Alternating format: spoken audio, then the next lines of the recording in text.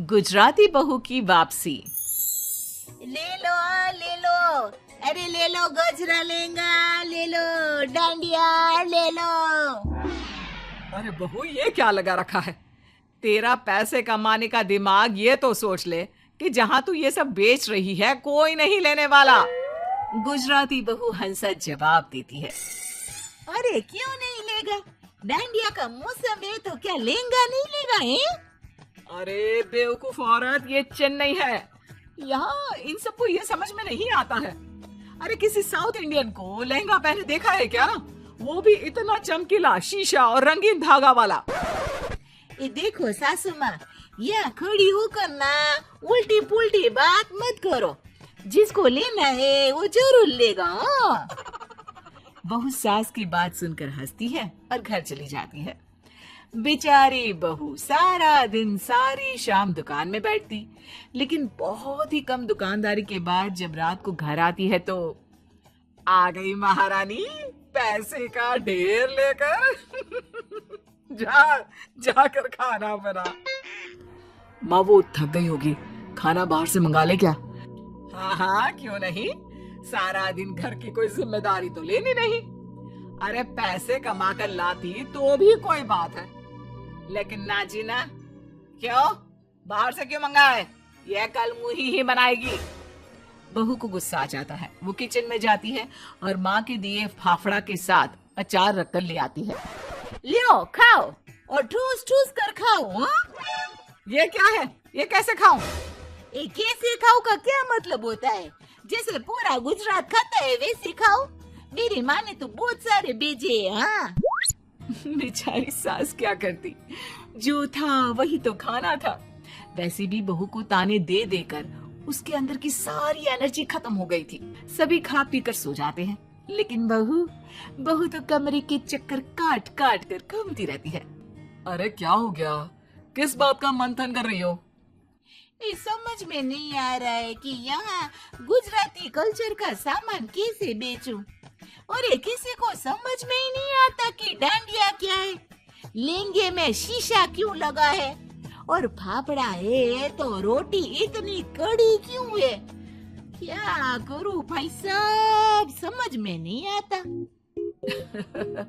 एक तो तुम गुजराती भी ना बड़े मेहनती होते हो और चाहते हो कि सारा माहौल उन लोगों के रंग में ही रंग जाए। ये सही कहा हो। वैसे रंग में तो हम किसी को भी रंग सकते हैं। देखो तुमने नहीं बना लिया क्या अपना है? ए चलो ना डांडिया खेलते हैं। हाँ? अरे पागल हो क्या? रात के 1 बजे डांडिया? अरे चलो ना, बहुत मजा आएगा। खेलते हैं ना डांडिया बाहर आंगन में। चलो तो सही प्लीज मेरे खातिर। हाँ? पति को हंसा से इतना प्यार था कि वो उसकी बात को मना नहीं कर पाता। और फिर क्या था, आंगन में गाना बजता रहता है। ए हेलो रंगीलो मारो, पति नाचते हुए कहता है। अरे वाह हंसा, बड़ा मजा आ रहा है। दोनों पति पत्नी डांडिया करने लगते हैं। गाने की आवाज से आसपास के 2 परिवार बाहर निकल आते हैं।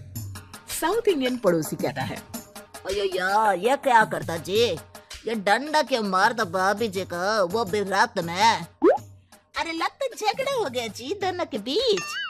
अरे तो हंसता क्यों है जी, मार मार के एक दूसरे का डंडा। मेरे को लगता है कि जिसका डंडा लग नहीं पाता होगा वो ना खुशी से हंसता होगा, ठीक है ना? मेरे को भी यही लगता, लेकिन गाना क्यों लगाए? मेरे को लगती लोगों की गालियां और लड़ाइयां ताने ना सुनाई देना इसलिए। हंसा देखती है कि कुछ लोग खड़े हैं, वो गाना बंद कर देती है और उन लोगों के पास जाती है। देखा, मजा आ रहा है ना हम लोगों का डांस देखकर। हाँ लेकिन ये डांस है, मुझे तो लगा ये कोई लड़ाई चल रही है। लड़ाई, वो भी आंगन में? ये ना भाई साहब ना, आइए ना हम आप लोगों को भी सिखा देते हैं। फिर क्या, वो सभी को कॉस्ट्यूम पहनाकर गाना लगा देती है। सबके हाथ में डांडिया और सभी गुजराती धुन में नाचना शुरू कर देती हैं। आया बड़ा मजा आ रहा है हंसा भाभी। हाँ मैंने भी फाल्गुनी पाठक का देखा था डांस, अंसा, मुझे तो रखने का मन ही नहीं कर रहा। बस फिर क्या था, 2-4 लोग ही सही, लेकिन सभी को हंसा का डांस करना अच्छा लगता है। अगली सुबह, ये क्या, घर के बाहर बोर्ड क्यों लगा दिया? डांडिया क्लास।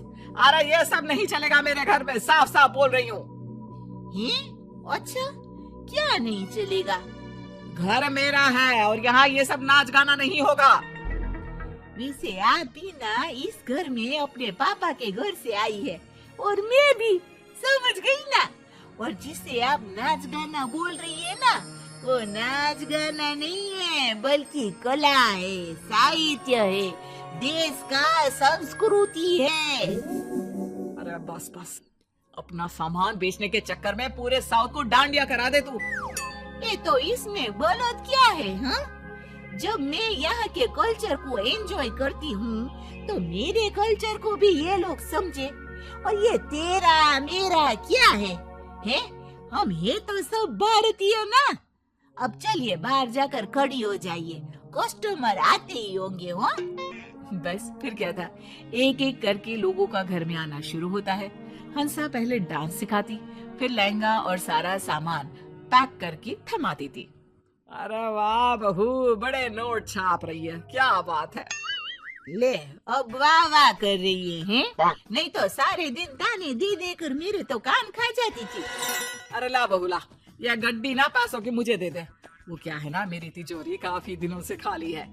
ये रहने दो, मेरी मेहनत की कमाई है। आपका बस चलता तो कब का बंद करा देती। नहीं जी नहीं, मैं कुछ नहीं देने वाली आपको। हाँ। सास को बहू पर गुस्सा आ जाता है। अच्छा, तो ये चालाकी, मेरे घर को धर्मशाला बना दिया और पैसे के नाम पर ठेंगा। रुक, बताती हूँ तुझे। एक रोज सास चुपके से सारे लहंगे काट देती है और डांडिया में कील लगा देती है, फाफड़े में चिंकी डाल देती है और खुश हो जाती है। अब पता चलेगा चालाकी देवी से पंगा लेने का क्या हर्ष होता है। एक कस्टमर, हंसा भाभी ये देखिए, ये लहंगा मैं कल पैक करके ले गई थी। अरे लहंगा फटा था, सबके सामने मेरी बेइज्जती हो गई। थोड़ी देर में दूसरी, अंसा, ये डांडिया, इसमें तो कील निकली हुई थी, मेरी बेटी के हाथ से ना खून ही खून आ रहा है। तभी तीसरी, ये फाफड़ा, छी छी छी छी, पूरा चींटी से भरा, इससे तो अच्छा हमारा इडली डोसा। ना जी ना, हमको कुछ नहीं चाहिए। बहू परेशान हो जाती है और रोने लग जाती है कि कितनी मेहनत से सारा बिजनेस जमाया था, एक पल में ही सारा धरा का धरा रह गया। तभी सास आ जाती है। अब आया ना मजा, कहा था गड्डी दे दे, मैं रख देती हूँ तिजोरी में, लेकिन नहीं, भुगत अब। सास की बात सुनकर हंसा समझ जाती है कि ये सब तो सास का किया हुआ खेल था। ये आपने ठीक नहीं किया हो, मैं भी बदला लूंगी। ले ले, क्या बदला लेगी? देख बहू, तेरे साथ मैं सारा दिन तेरे काम में लगे रहती हूँ, तेरे कस्टमर को सामान दिखाती हूँ, बेचती हूँ, सारा दिन घर पर फाल्गुनी पाठक के गाने सुनती हूँ। अरे मेरी नींद भी डिस्टर्ब हो रही है, घर की तो शांति खत्म हो गई है। तू तो पैसे कमाकर खुश है, मुझे क्या मिला बोल। अब बहू को सास की बात सही लगती है। माफ कर दीजिए माँ जी, मैं समझ गई हूँ कि ये काम हम दोनों के मिलकर किए बिना नहीं होगा। आज से पैसे की गड्डी आपकी, बस।